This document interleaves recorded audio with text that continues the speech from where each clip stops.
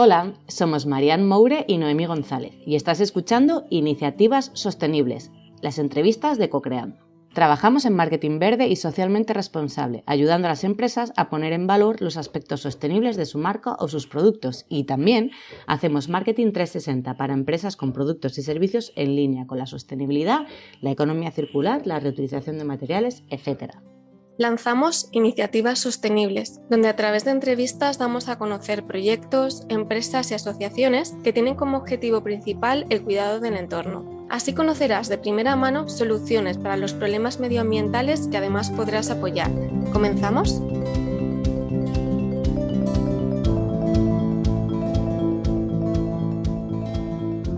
Buenos días a todos y a todas. Hoy tenemos con nosotros a Mariola Valderraín Navarro, que es CEO y fundadora de Mulching Regenerativo, una consultora de suelos rústicos que ofrece el diseño, la estructura de suelos y su ecosistema con residuos orgánicos locales, y que además es directora de proyectos de Talento para el Futuro, que es una plataforma de empoderamiento político juvenil de España, que aunque en este capítulo nos vamos a centrar más en la iniciativa de Mulching Regenerativo, pues igual comentamos al final del todo también esta segunda iniciativa.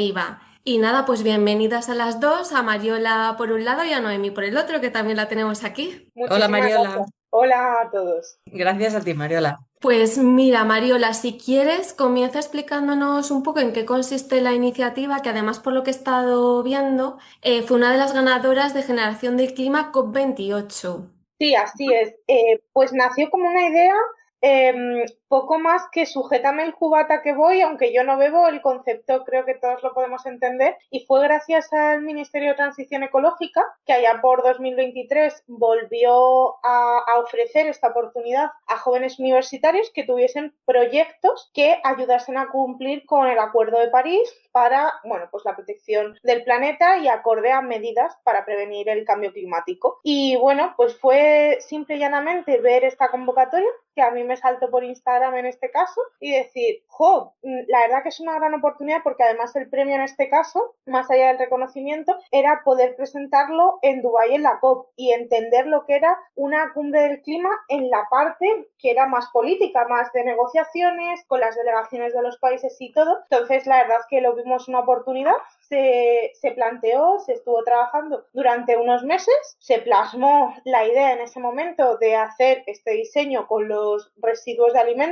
En este caso no contemplábamos de un tipo o de otro, abarcamos todos, y hacer en paralelo una aplicación para que esta compraventa de residuos orgánicos se pudiera dar con las administraciones públicas y demás. Se presentó, ganamos, nos fuimos a la COP, lo presentamos, y desde entonces ha cambiado muchísimo, ha pivotado muchísimo, como cualquier proyecto de emprendimiento. Esto no es una novedad, y a día de hoy pues estamos 1 año y medio después, casi, sí, más o menos, y somos pues ya una consultora pues más definida. En este caso sí que nos dirigimos principalmente a administraciones públicas, que lo seguimos haciendo, y luego al sector del olivo y a la vid. Ya no abarcamos a todo porque entendemos que tenemos que saber de lo que hablamos, entonces no nos vale todo. Igual que la idea de la plataforma web para esta compraventa de residuos también se desechó pues por al final trazabilidad y complejidad pura y dura. Entonces nació de ahí, nació de la oportunidad del Ministerio y de la Fundación Biodiversidad de ofrecernos a jóvenes la capacidad de pensar y de tener ideas loquísimas, y aquí estamos 1 año y medio después. Muy bien. ¿En qué consiste exactamente lo que hacéis vosotras? ¿Qué es el mulching o mulching?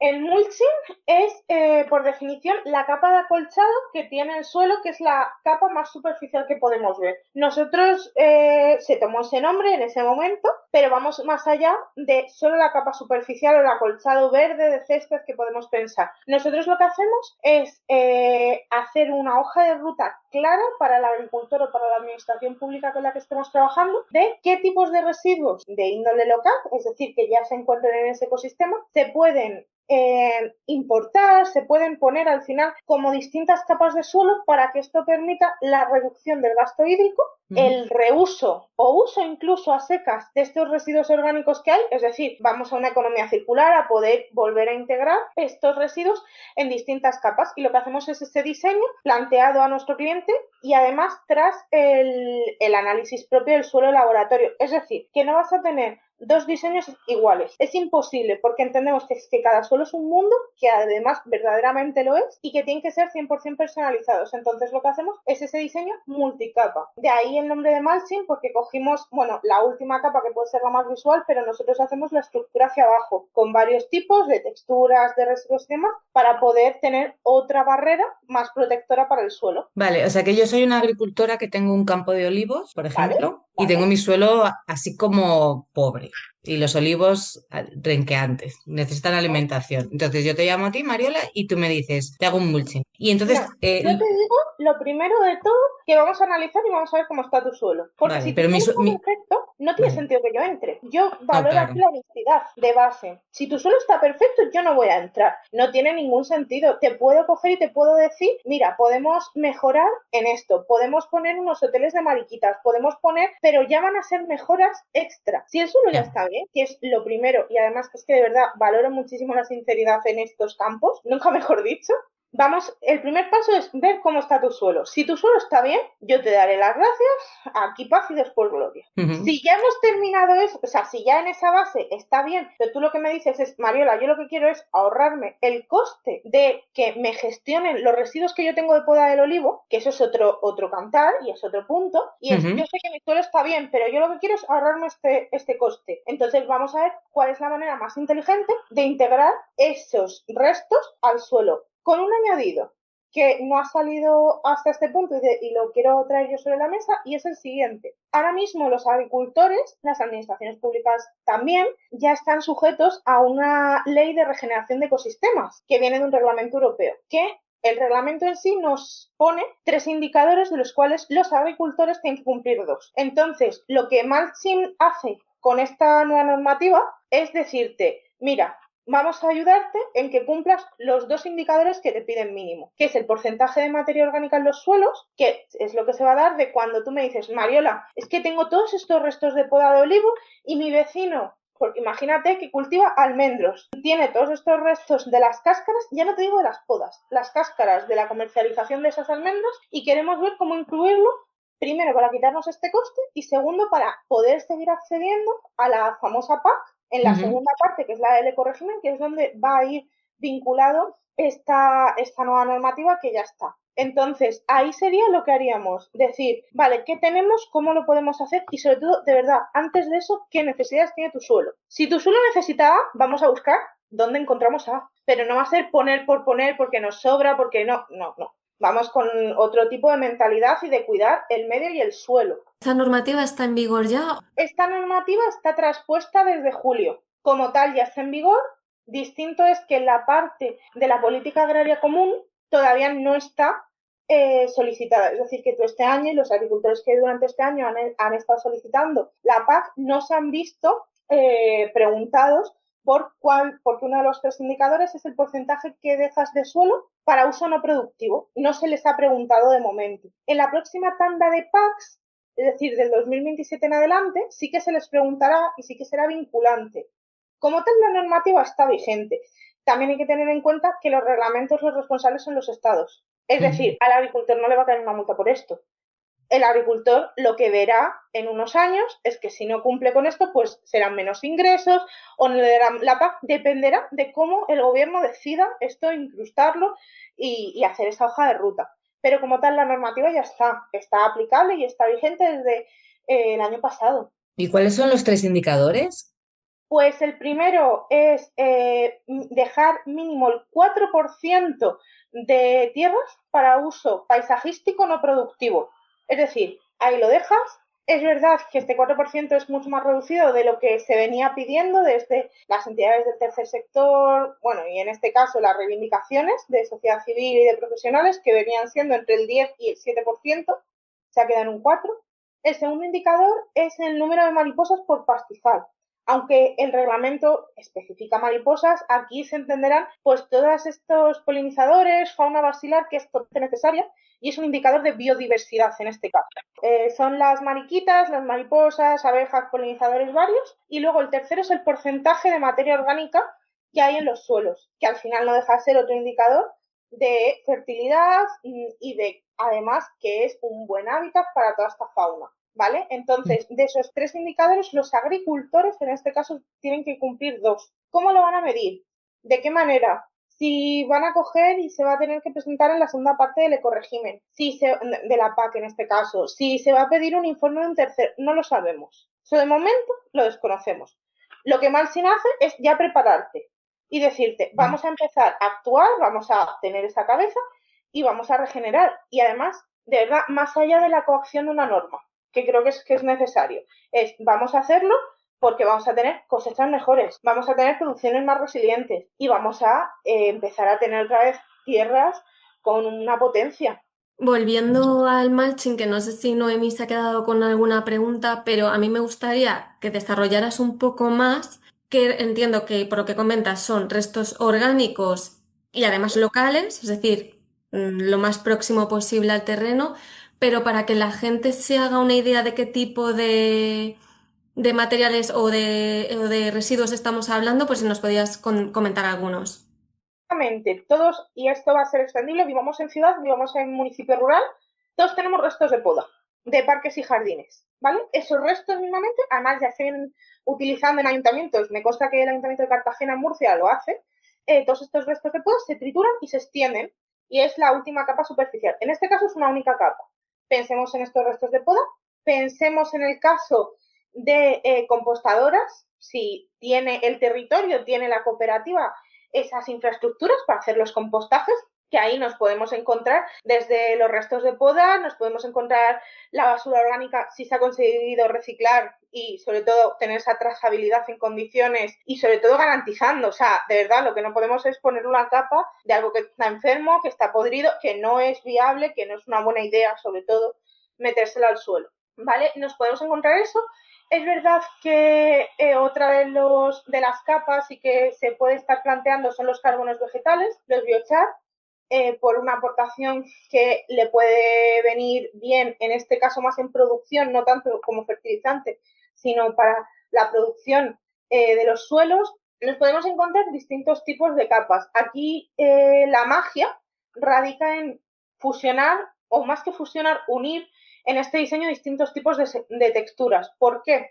O con el concepto de textura, ¿qué podemos estar pensando? Necesitamos que en estas capas del suelo se formen huequecitos, que sean escorrentías, que es por donde van, viven, conviven todos estos bichitos maravillosos, sean mariquitas, sean lombrices, los bichos del suelo. De verdad, la fauna basilar, que tiene un nombre así súper guay, bichitos del suelo, para que la gente me entienda, pues por esos huequecitos, por esas escorrentías, aparte de poder trasladarse, tener su flujo, sus casitas, de verdad, yo me crié con David el Lomo y son muchos recordatorios que nos pueden servir y que de verdad en el imaginario de quienes lo vieron me pueden entender.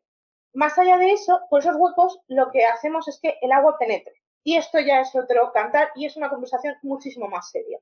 En el momento, tiempo y lugar que tenemos meteorologías extremas, es necesario que los suelos absorban el agua. Porque de verdad, ni siquiera llegando a extremos y además gigantescos como los que vivimos con la DAN en Valencia, que eso son catástrofes directamente, o sea, no es un episodio extremo, no, es una catástrofe medioambiental, no tengo otro punto calificativo. Pero si nos vamos al campo, donde vamos a incluso eliminar a las personas, vamos a poner que es que no hay riesgo humano, no hace falta de verdad que se hagan tales inundaciones y tales riadas para que los brócolis y las coliflores aparezcan a 1,5 km. Porque eso no es una cosa que nos planteemos que no pase. No, es que si llueve tan fuerte y ese suelo no es capaz de ir absorbiéndolo poco a poco, lo que al final vamos a tener van a ser riadas y en vez de que se vayan, pues desgraciadamente coches o personas, pues tendremos brócolis, tenemos lechugas, lo que se haya plantado y sea de suelo, es decir, que no sean árboles, nos los encontraremos pues a unos cuantos metros de distancia. Entonces, en esas texturas que creamos con las diferentes capas, la magia está en dejar esos huequecitos para que vaya permeando poco a poco. ¿Por qué? Porque eso va a ser lo que nos va a hacer de mini embalse subterráneo, para que nos entendamos, y nos permita reducir el coste hídrico a largo plazo. Y sobre todo, otro punto bastante a tener en cuenta, y es que cuantas más capas, más frío va a estar el suelo en las profundidades, más frías van a estar las raíces y por ende en verano menos agua se evaporará por calor, porque al tener estas distintas capas es más complicado que llegue ese calor a ese suelo directo. Que esto nos trae otro concepto que están ahora mismo probándolo desde Galicia, que son los créditos de carbono. Tengo compañeros en Galicia que están empezando con este mercado, que yo les deseo lo mejor desde aquí. Yo no lo trabajo, pero es verdad que es otra de las opciones a valorar y tener en cuenta. En el momento en el que vamos añadiendo estas capas y sobre todo en los cultivos no levantamos, arrastramos y aramos, sino que vamos plantando en estas capas que vamos teniendo, el CO2 se va quedando compactado. Entonces, primero no liberamos, segundo absorbemos. Entonces, ahí radica esa magia de esas capas, esos mantillos que solo serán los que veamos arriba del todo, pero que hacia abajo hay varios tipos, con texturas y con todo lo que podamos ir encontrando. Me surgen dos dudas, porque al principio cuando hablabas de los residuos orgánicos, yo me imaginaba que echabas directamente los residuos. Entiendo que la poda la trata, o sea, lo picas, pero los residuos orgánicos que podamos tener en el hogar habría que hacerlos primero compost, o sea, habría que compostar estos residuos, ¿es así? Sí. Es más, en este caso, como nos estamos orientando, no es una persona normal y corriente, no es un consumidor, no es un ciudadano per se, en cuanto a que tiene su cocina y tiene su cubo de basura con compost. Bueno, en este caso, con residuos orgánicos, sí que lo recomendable aquí será hacer un diseño con una compostadora. Es decir, residuos se cojan, se recojan y se hagan compost para que eso sea una capa del suelo. Claro, pero o sea, que este compost podría ir perfectamente de los vecinos de la zona que echaran en ese compostador. Totalmente. Vale, entonces esto está resuelto. Y luego, por otra parte, entiendo que esta parte de los suelos es un poco, o sea, todo lo que tú propones con el malting regenerativo es lo que se habla ahora de agricultura regenerativa, ¿no? Y regenerar el suelo, tú pones estas capas para que a lo mejor dentro de 2 o 3 años tú ya ni siquiera tengas que intervenir. A ver, aquí hay dos partes a tener en cuenta. Lo primero, agricultura regenerativa como tal lleva años existiendo. El mantillo no es una novedad, o sea, y de verdad, los agricultores del olivar ya lo saben, del olivar ecológico en concreto, porque en la página del Ministerio de Agricultura, Pesca y Alimentación, el mapa para los amigos, existe desde el 2013, si yo mal no recuerdo, una página dedicada al olivar ecológico con el mantillo. Es decir, no he llegado yo 12 años después a venir a descubrir ningún continente. Eso ya existía, estaba ahí y lo sabíamos. Ahora bien, si es agricultura regenerativa, es una práctica que hay que entenderla desde esa óptica, desde la óptica además de que cumpliría con las prácticas ecológicas, ¿vale? De cara a que si nos estamos encontrando ante una plantación de olivos para hacer aceite con denominación de origen o aceite ecológico, va a ser mucho más fácil que este tipo de prácticas pasen todos los tratamientos, pasen todas las validaciones de calidad y de trazabilidad. Entonces, esa agricultura regenerativa en el momento en el que el planteamiento radica en vamos a mejorar las condiciones que tenía este suelo porque entendemos que se ha degradado por una sobreproducción, por una meteorología extrema, o sea, el por qué vendrá en otro momento o ya lo sabremos. Pero vamos a restaurar estas condiciones y sobre todo con la óptica de vamos a efectivamente intentar intervenir lo mínimo posible. Si entendemos y además somos conscientes de que estos residuos como capas son un abono o nos aportan ciertos nutrientes, ciertos fitoquímicos que antes les echábamos con un barril y ahora pues de una forma que nos cuesta más tiempo, porque vamos a ser conscientes, no es lo mismo echar en un aspersor un producto que esperar a que esa capa se compacte, se absorba, llueva, plantemos, veamos qué pasa. O sea, el coste en tiempo, por supuesto, y en coste humano no tiene nada que ver. No estoy vendiendo competitividad, estoy vendiendo que entendamos que tenemos que volver a unas condiciones mínimas para que sea habitable y producible. Entonces, esa agricultura regenerativa, sí, queremos que se intervenga lo mínimo posible. Ojalá. Mi cliente no es un consumidor que va al supermercado a comprar alcachofas todas las semanas. Ojalá yo tenga un agricultor, se haga una intervención, se plantee, se diseñe, se siga y no me vuelva a llamar. Quiere decir, en el caso de que haya ido bien, de verdad, que no me vuelva a llamar en este sentido, quiere decir que lo hemos hecho bien, que ese suelo se han conseguido sus necesidades. Claro, es que lo que yo entiendo por agricultura regenerativa, sin ser una experta, es que al final haces ciertas intervenciones en el suelo de manera bastante natural, pues utilizando compost, estas cosas, incluso unas plantas, o sea, que combinas ciertas plantas que ahuyentan los insectos y todo esto. Entonces, en el momento en que tú intervienes con agricultura regenerativa, o sea, intervienes con este tipo de prácticas, llega un momento en que ya no tienes que intervenir, porque ya el suelo es lo suficientemente rico. O a lo mejor si todos los años tienes que volver a poner el manto de compost, no lo sé. Aquí vamos a que la intervención sea la mínima posible y sobre todo siendo autosuficiente. Es decir, imagínate Y además es un muy buen ejemplo de que tú tienes unas plantaciones y que entre plantación y plantación tienes unos periodos de barbecho en el que te salen malas plantas, de verdad, mala hierba, que al final son margaritas, que son maravillosas, pero hemos decidido llamarlo mala hierba. Bueno, coges y tú tienes como vecino una ganadería y esa ganadería es extensiva y comen y durante esos periodos de barbecho el suelo tú lo dejas, aparte de descansar, te ocupas de ese mantenimiento con los animales y simplemente una vez al año, cuando tú has juntado todo ese compostaje que lo has dejado compostar, valga la redundancia, lo has dejado hacerse con los residuos que has podido recopilar, tú como finca, tus vecinos, porque has conseguido que todo el municipio te ceda esos residuos orgánicos o porque tengas al lado una fábrica de ensaladas y has dicho, bueno, todos estos restos, porque tengo una fábrica agroalimentaria que me da igual de ensaladas o de cremas de verdura, al final todos esos residuos nos vienen igual y tú simplemente una vez al año de mantenimiento echas esas capas.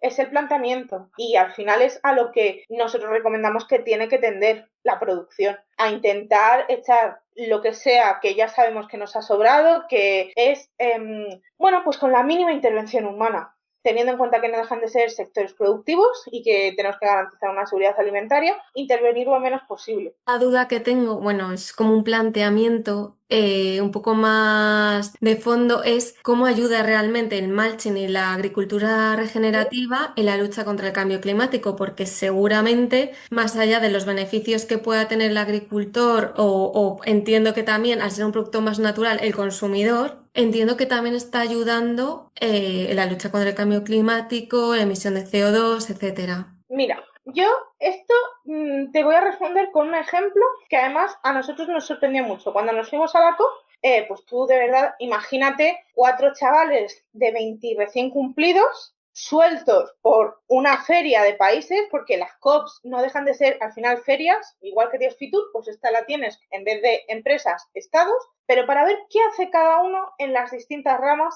de la lucha contra el cambio climático y además con días temáticos.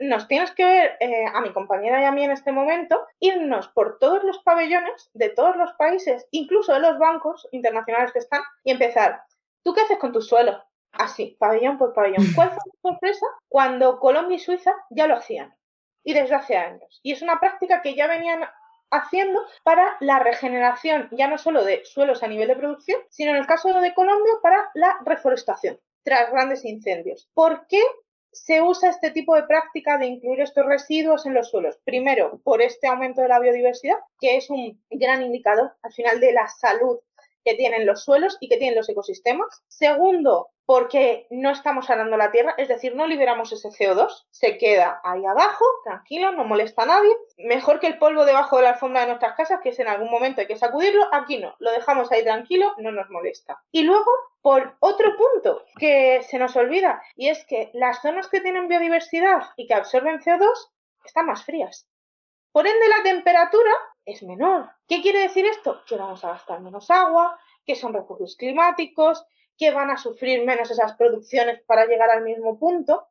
Entonces, ahí es donde, en una medida enorme, impacta primero por ese CO2, porque vamos a reducir una temperatura, porque vamos a reducir un coste hídrico, que es que tenemos que recordar que a España le cuesta mucho llenar los embalses. O sea, y yo que vengo de Cartagena, vengo a decir que es que Murcia el agua no le va bien. Vamos, que no tiene. Y que cuando tiene, llueve mucho y de golpe. O sea, que tampoco nos va funcionando el sistema de momento. ¿Qué quiero decir? Que tener este tipo de prácticas que nos pueden permitir una mejor gestión de un recurso que es que de verdad es limitado, nos permite esta lucha de esta manera contra el cambio climático. Y finalmente, por el planteamiento de que nosotros de verdad optamos aún desde la óptica de residuo orgánico local. Residuo orgánico lo hemos hablado desde el punto de son restos de poda, pero cuando hay una plantación que no es apta para consumo humano, pero tampoco es apta para consumo animal, porque tenemos distintos, varas de medir, indicadores al final que todos tenemos que cumplir para garantizar una seguridad alimentaria. Cuando no llega ni a un punto ni a otro, todos estos restos que son de desperdicio alimentario, porque además se denominan así, que el desperdicio alimentario es el tercer gran problema contra el cambio climático que tenemos. Entonces, poder decir, bueno, pues los metemos en una compostadora, o si son hojas, o estamos hablando de lechugas, es que ni siquiera igual necesitas una compostadora. Vas a una trituradora,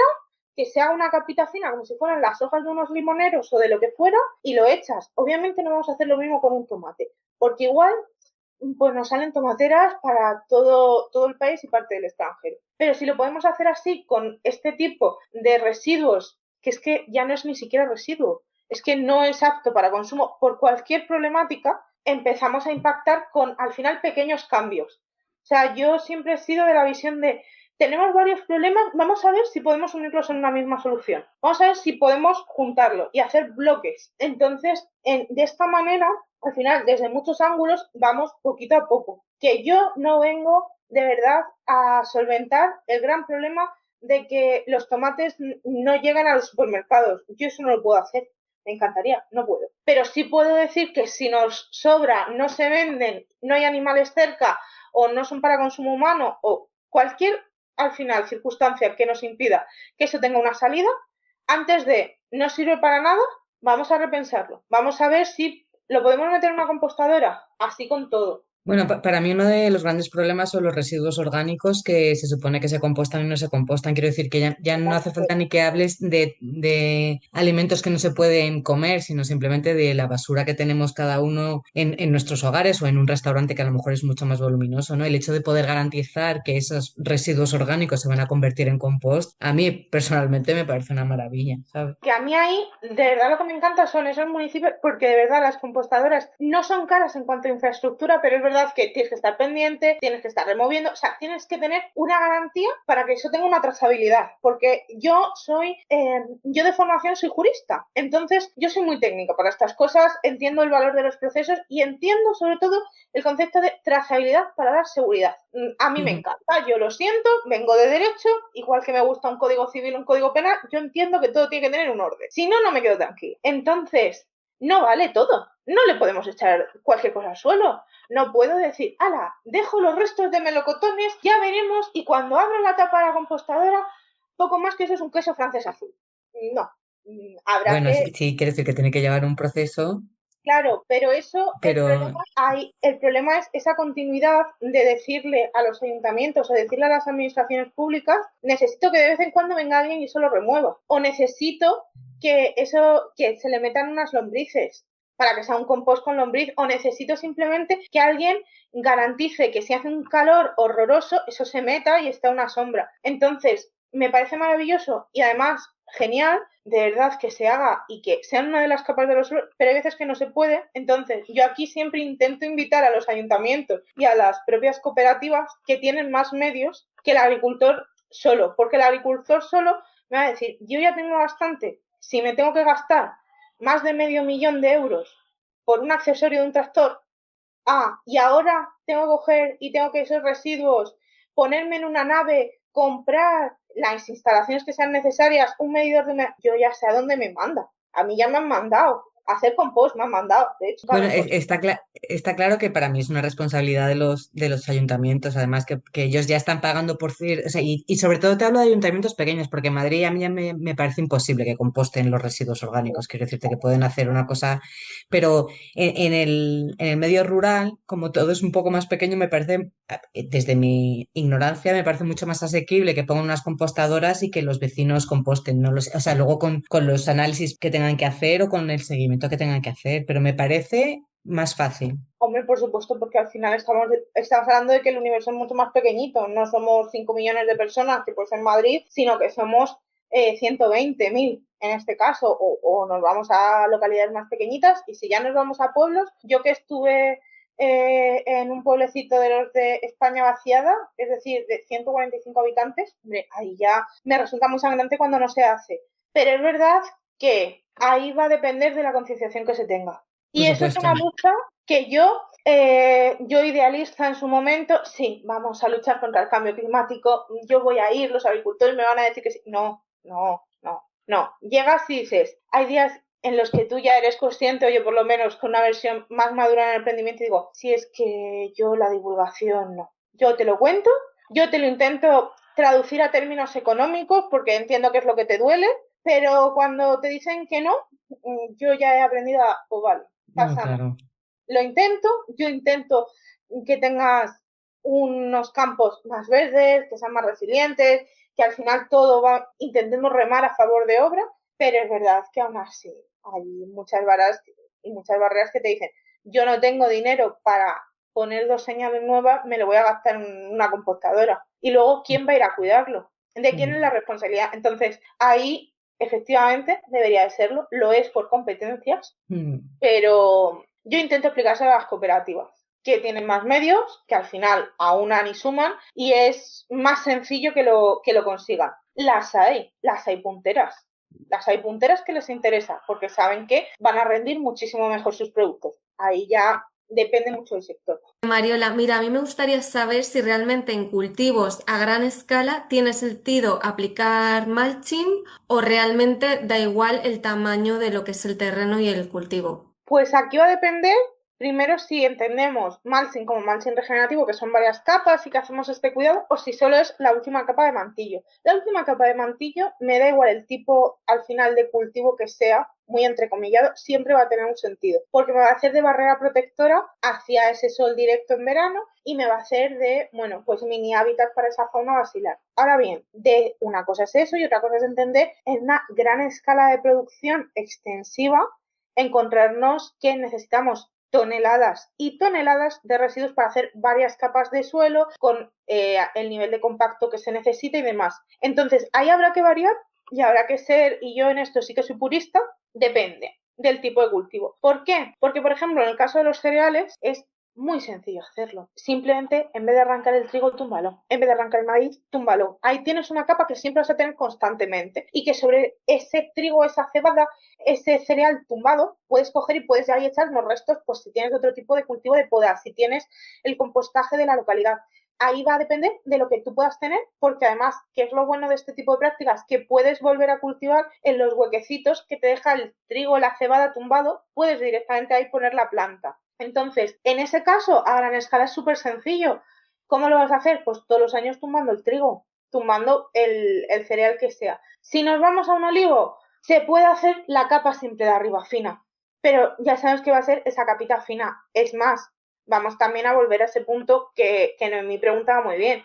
¿Todos los años hay que intervenir? No, yo sueño con que no me llame. O sea, quiere decir que lo he hecho tan bien que ya está, lo hemos arreglado muy entre comillas, porque no es que esté roto, pero ya estaría. Entonces, ahí lo que habría que tener en cuenta siempre va a ser hay capacidad de residuo del que necesito. Ojo, no vale cualquier residuo. O sea, tiene que ser de lo que mi suelo necesite. ¿Hay suficiente para poder hacer en una gran extensión? Sí. De hecho, este tipo de capas solo superiores y externas es lo que se hace en reforestación. Es un complemento a otros tipos de prácticas y además teniendo en cuenta de verdad que volver a regenerar una zona que ha sido víctima de un incendio nos puede costar de 10-15 años como pronto.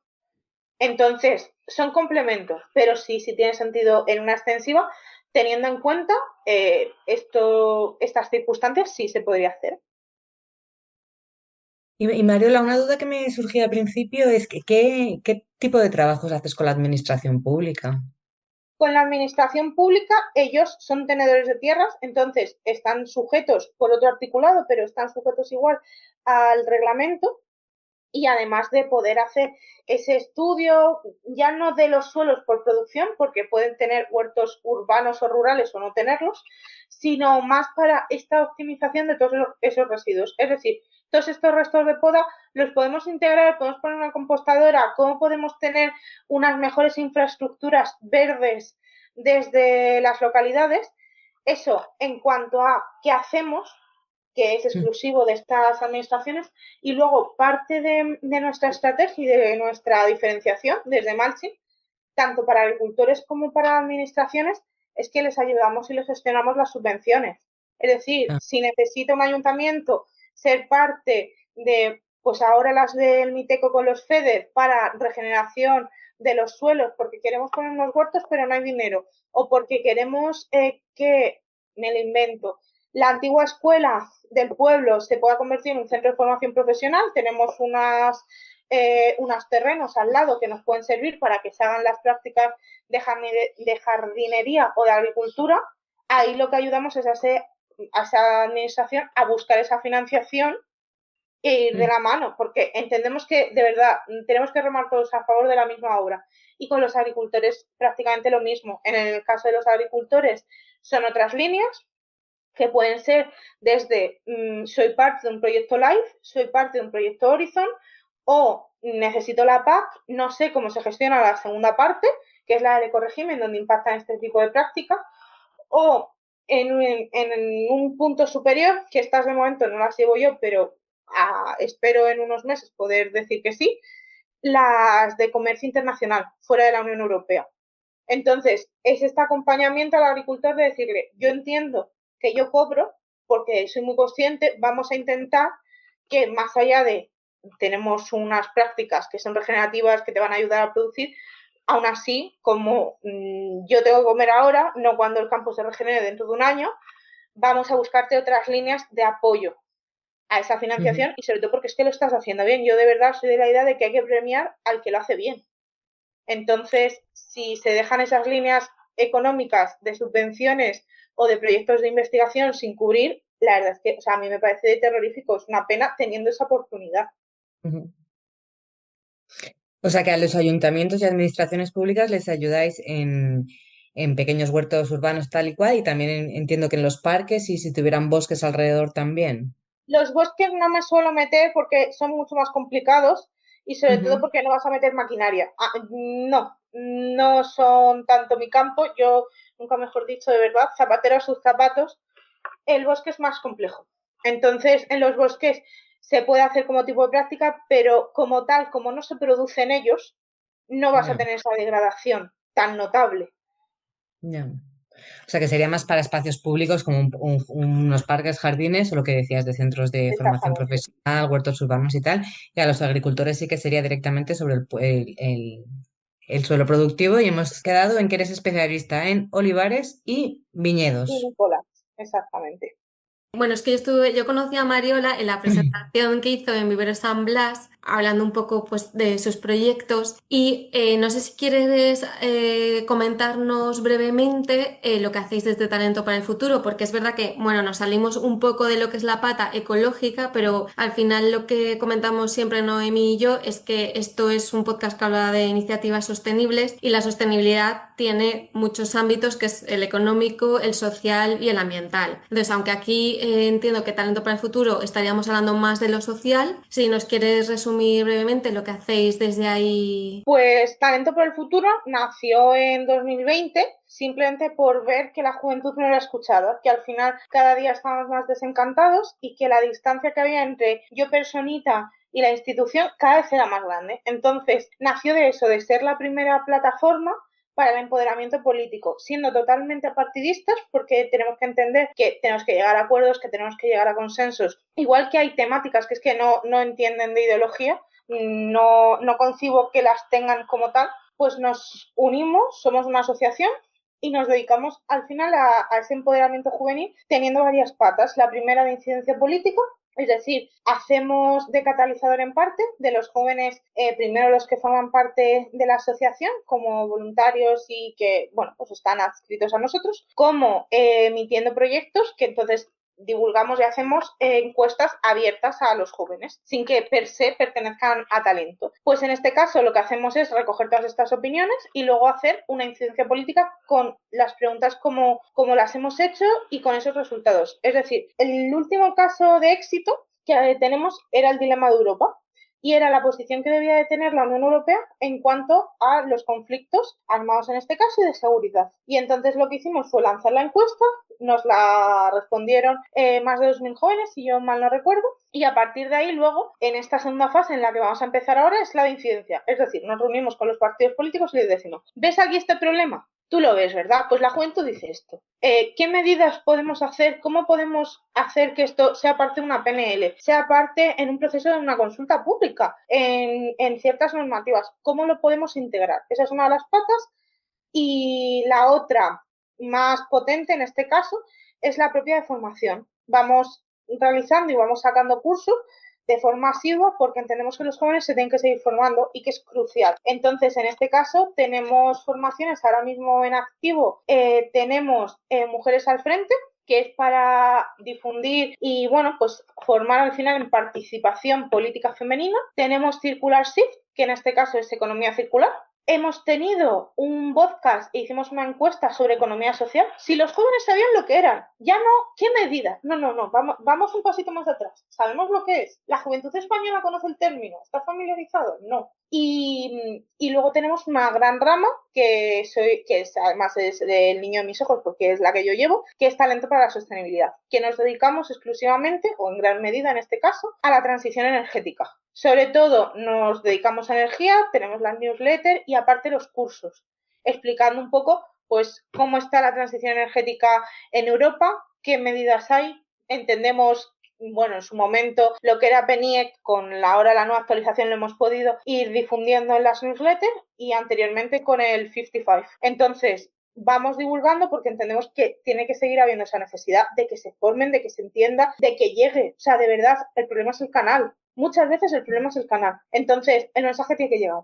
No sé Me dónde, no imagino sé cómo. que aparte del canal, que no es lo mismo si yo me siento sola, así siento que hay muchas personas que piensan como yo y lógicamente Por supuesto, la por unión hace la supuesto. fuerza, tal cual, Por o sea... supuesto, por supuesto, por supuesto. O sea, por eso al final podemos decir, y yo de verdad lo digo con orgullo, que tenemos una comunidad con más de 700 jóvenes en toda España. Porque además tenemos el concepto base de que es que esto no es algo de Madrid, esto no es algo de Barcelona. Es que nos incumbe a todos y nos importa a todos. Y mi voto de verdad vale lo mismo que el de alguien de Soria, que el de alguien de Canarias, de Melilla, de Murcia o del País Vasco. Es que me da igual, vale exactamente lo mismo. Entrecomillado por una normativa electoral, las leyes a nivel electorales, con la LOREG, tal, pero me da igual, es una persona. Entonces, obviamente, al final el sentimiento de comunidad, que además lo tenemos, nos permite poder trabajar mucho mejor y que hagamos piña y podamos decir, a todos nos importa esta problemática, vamos a intentar lanzar un proyecto, vamos a divulgar o vamos a hacer incidencia política si es lo que cabe, depende del proyecto. Los ha habido solo que son formativos y los hay solo de incidencia política. Pero vamos a hacerlo, por supuesto, el encontrarme, no sé si la palabra es ejemplo, tampoco es referente, pero el encontrarme visto en el otro.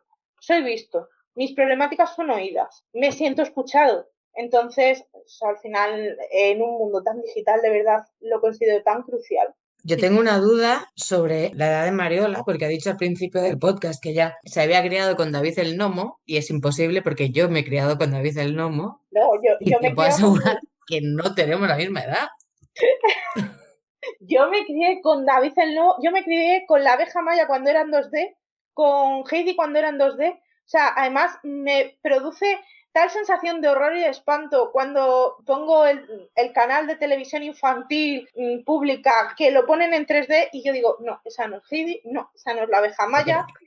quiero decir que tu Heidi, tu abeja maya y tu David el Nomo eran reposición de la reposición de la reposición. Yo no te digo que no. Yo me he criado con Eras una vez y con ese tipo de dibujos. Y además los sigo disfrutando de vez en cuando. La edad son 23 años, pero me he criado Flipas. con ese tipo de dibujo. Es Pero que eso estaba yo tengo requete el grabado, doble. o sea, imposible. Por eso te digo que es que tu madre era de mi edad un poquito mayor y decidió ponerte todo eso porque le encantó de pequeña. Pues puede Bueno, ser, no lo sé. Esto yo es lo no que te más digo me ha que no, impactado de todo. pero sí, sí, son 23. Vio el futuro Muy de bien. Mariola y dijo, nada, hay que llevarla por este Hay terreno, que... por el tema del medio ambiente y el... Totalmente. Sí, fenomenal. Pues Mariola, si quieres, para que la gente pueda contactar contigo, tanto desde la parte de Talento para el Futuro como desde Marketing Regenerativo, dinos qué vías de contacto, página web, redes sociales, desde dónde pueden buscar información y contactar. Pues para Talento para el Futuro, esencialmente nuestra página web, que a partir de ahí vas a tener toda la ramificación de los canales, sea LinkedIn, sea Instagram, sea la propia comunidad interna, porque es donde se van a presentar todas estas propuestas. Entonces, en la propia página web de talentoparelfuturo.com van a encontrar todo y además un inciso que no se ha hecho antes, pero que creo crucial, que es que no tenemos cuota de socios, todo lo que se hace porque tenemos que entender que es accesible y que tenemos que llegar. Entonces, los cursos son gratuitos, las formaciones y demás. Pero sí que Entonces, tenéis, si no me equivoco, como un límite de edad, ¿verdad? Para sí, formar sí, parte. sí, somos jóvenes, en este caso lo topamos a los 30. Yo sé que hay gente que con 50 se siente joven, pero teníamos que poner el límite, decidimos ponerlo a los 30. Aquí ya cada uno que reflexione hacia adentro. El límite en este caso de talento son los 30, ¿vale? Entonces sí que hay que tenerlo en cuenta. Nuestra página web, de verdad, ahí van a encontrar todo, todos los accesos, luego los grupos de WhatsApp, está todo canalizado y creo que además es el mejor lugar porque es el que nos va a dar todo el abanico. Y por la parte de mulching regenerativo, y a mí en sí como persona, que muchas veces se nos confunde proyecto persona, emprendedor, proyecto, que suele ocurrir, yo invito, más allá de la propia página web, que es verdad que puede ser más complejo de mulching, ¿cómo se escribe eso? Buscarme por el nombre. De verdad, mi nombre completo en Google, soy consciente de que sale, soy consciente de que redirige perfectamente al LinkedIn, donde están los enlaces, o a las noticias donde llegan a estar los enlaces. Entonces, es más sencillo, teniendo yo un apellido complejo de escribir, porque soy consciente, es más sencillo buscarme a mí que al proyecto. De todas formas, hay redes sociales, hay Instagram, hay página web y LinkedIn, por supuesto.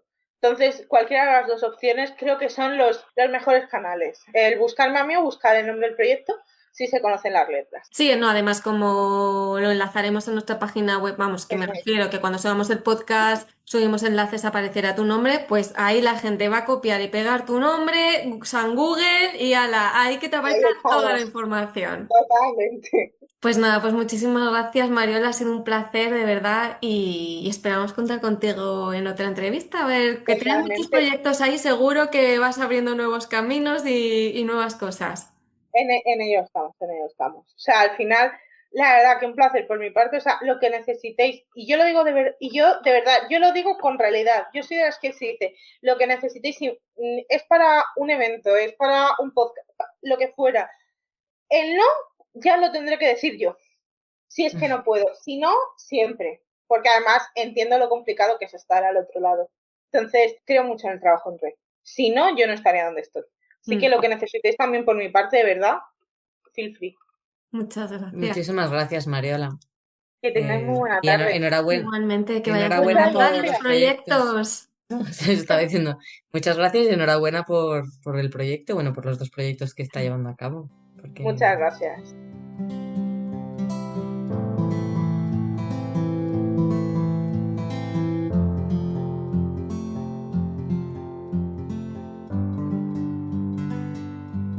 Terminamos esta entrevista esperando que te haya gustado y hayas descubierto temas interesantes igual que nosotras.